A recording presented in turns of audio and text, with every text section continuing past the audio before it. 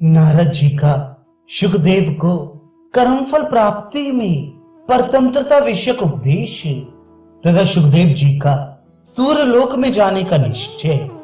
नारद जी कहते हैं, सुखदेव, जब मनुष्य सुख को दुख और दुख को सुख समझने लगता है, उस समय बुद्धि, उत्तम नीति और पुरुषार्थ भी उसकी रक्षा नहीं कर पाती। अतः मनुष्य को स्वभावतः ज्ञान प्राप्ति के लिए यत्न करना चाहिए, क्योंकि यत्न करने वाला पुरुष कभी दुख में नहीं पड़ता। आत्मा सबसे बढ़कर प्रिय है। अतः जरा, मृत्यु और रोगों को कष्ट से उसका उद्धार करे। शारीरिक और मानसिक रोग सुदृढ़ धनुष धारण करने वाले वीर पुरुषों के छोड़े हुए तीक्ष्ण बाणों के समान शरीर को पीड़ा देते हैं। तृष्णा से व्यथित, दुखी एवं विवश होकर जीने की इच्छा रखने वाले मनुष्य का शरीर विनाश की ओर ही खिंचता चला जाता है।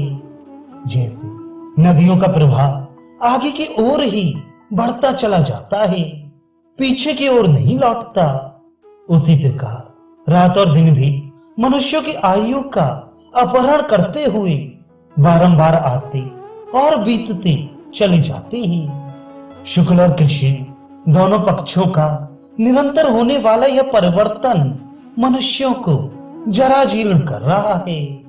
ये कुछ क्षण के लिए भी विश्राम नहीं लेता है।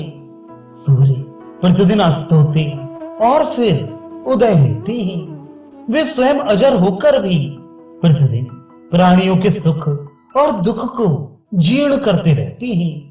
ये रात्रियां मनुष्यों के लिए कितनी ही अपूर्व तथा असंभावित प्रिय अप्रिय घटनाएं लिए आती और चली जाती हैं।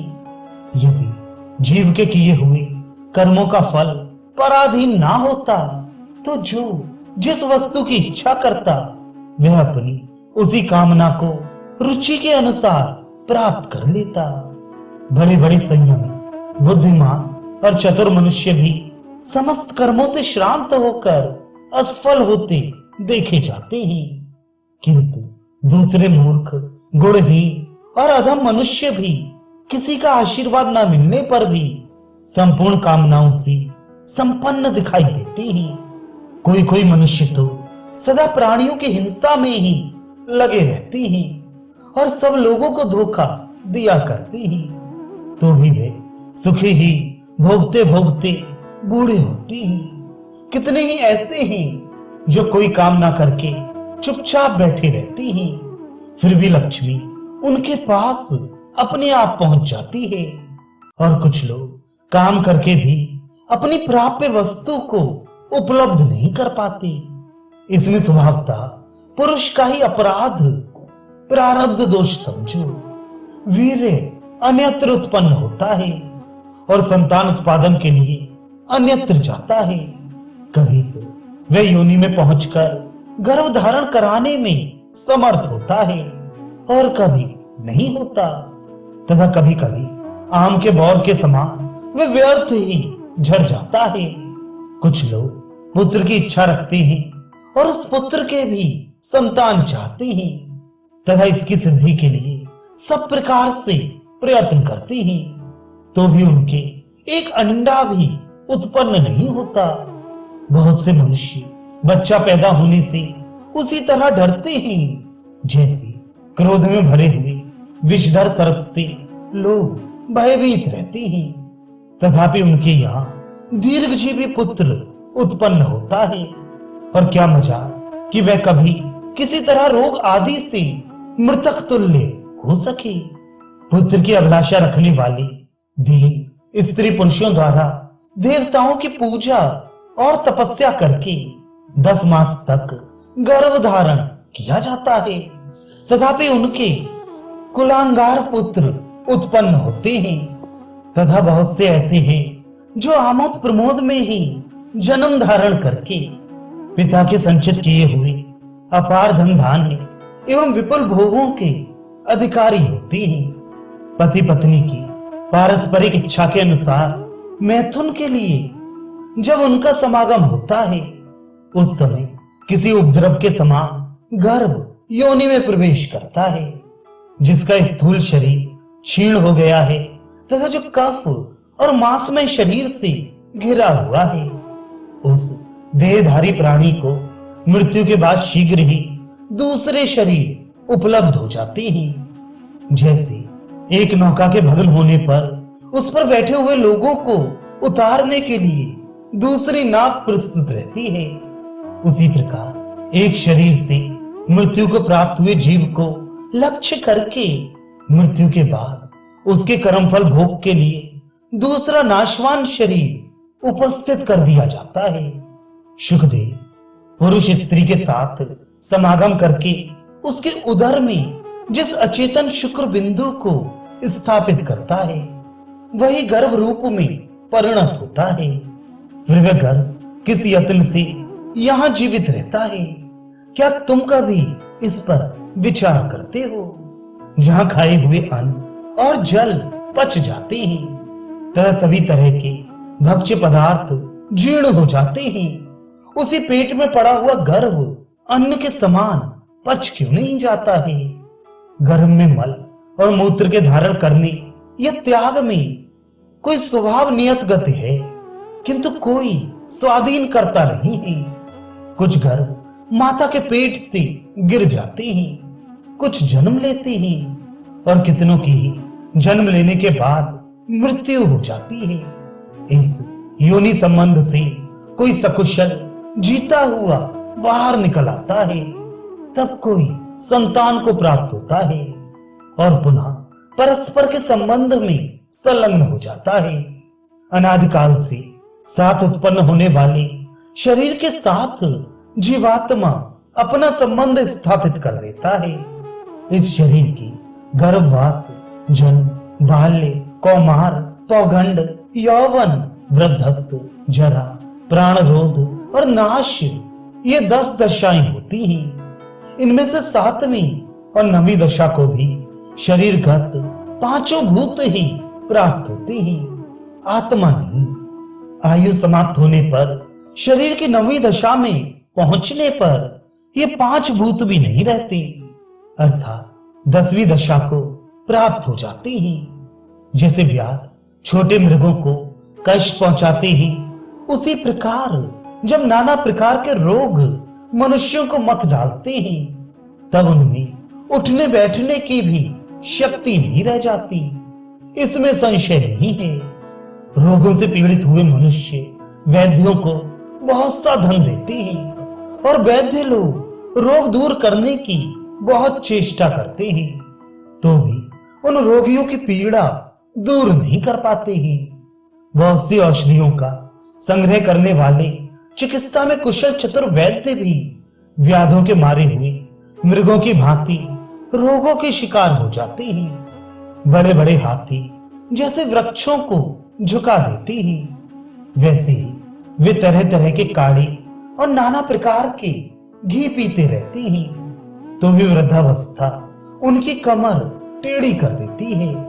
ये देखा जाता है इस पृथ्वी पर मृग, पक्षी, हिंसक पशु और दरिद्र मनुष्यों को जब रोग सताता है तब कौन उनकी चिकित्सा करने जाते हैं, किंतु प्रायः उन्हें रोग होता ही नहीं है, परंतु बड़े बड़े पशु जैसे छोटे छोटे पशुओं पर आक्रमण करके उन्हें दबा देते हैं। उसी प्रकार प्रचंड तेज वाले घोर एवं दुर्धर्ष राजाओं पर भी बहुत से रोग आक्रमण करके उन्हें अपने वश में कर लेते हैं। इस प्रकार सब लोग भव सागर के प्रबल प्रवाह में सहसा पड़कर इधर उधर बहते हुए मोह और शोक में डूब रहे हैं और आर्तनाद तक नहीं कर पाते।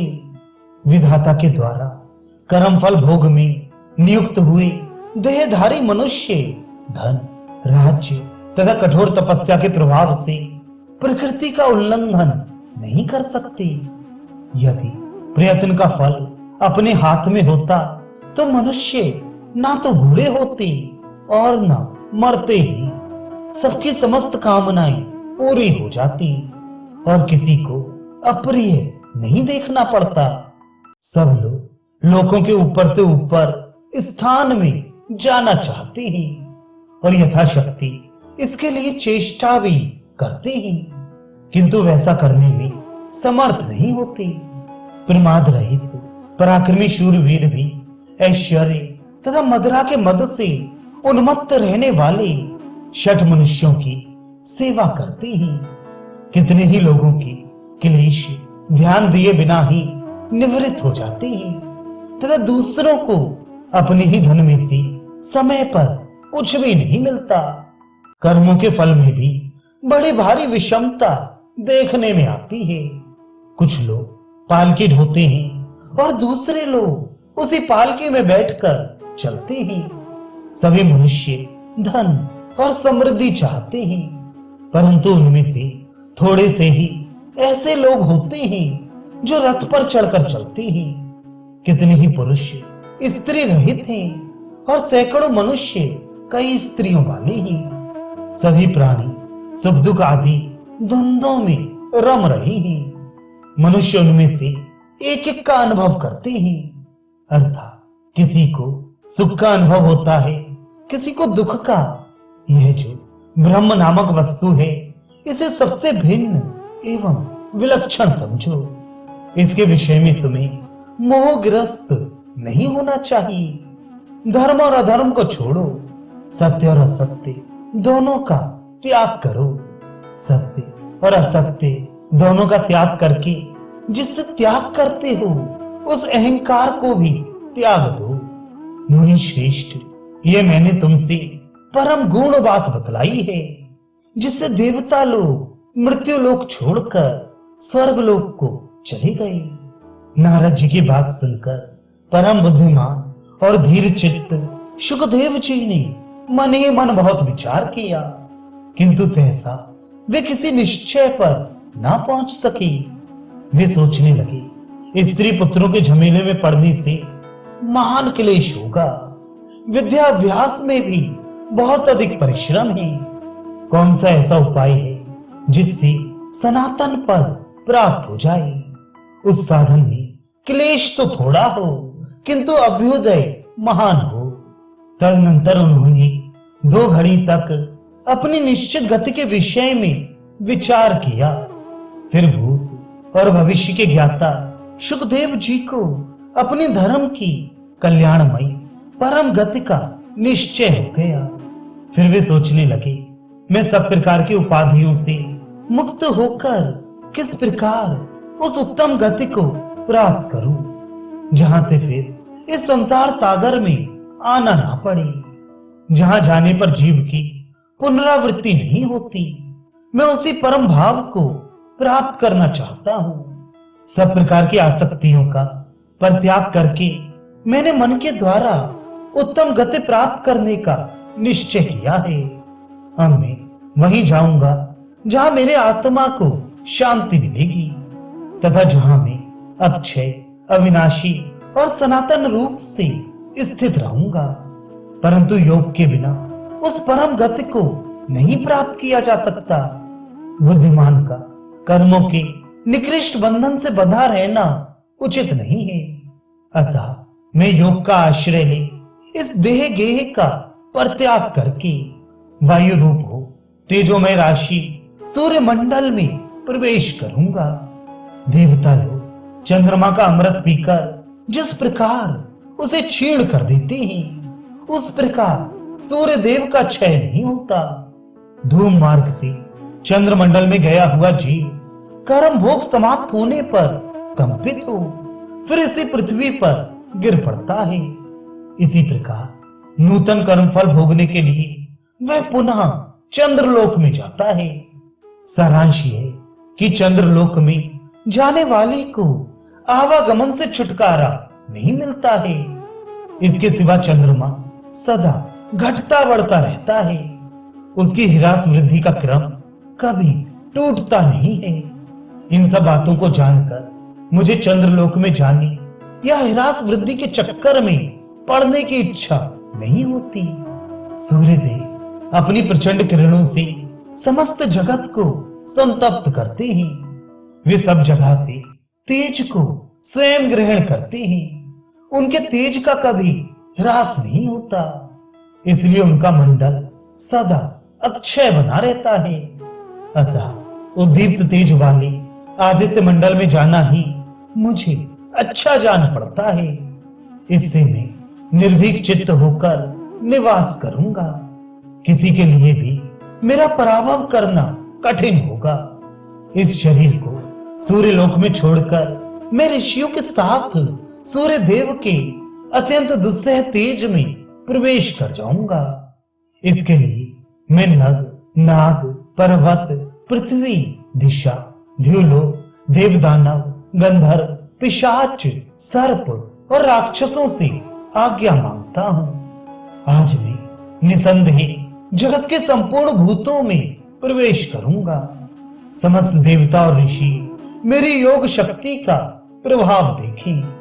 ऐसा निश्चय करके शुकदेव जी ने विश्वविख्यात देव ऋषि नारद जी से आज्ञा मांगी। उनसे आज्ञा लेकर वे अपने पिता व्यास जी के पास गए। वहां अपने पिता महात्मा श्री कृष्ण द्वैपायन मुनि को प्रणाम करके शुकदेव जी ने उनकी प्रदक्षिणा की और उनसे जाने के लिए आज्ञा मांगी। शुकदेव की यह बात सुनकर अत्यंत प्रसन्न हुए महात्मा व्यास ने उनसे कहा, बेटा बेटा आज यहीं रहो, जिससे तुम्हें जी भर निहार कर अपने नेत्रों को तृप्त कर लूं। परंतु शुकदेव जी इस स्नेह का बंधन तोड़कर निरपेक्ष हो गए थे। तत्व के विषय में उन्हें कोई संशय नहीं रह गया था।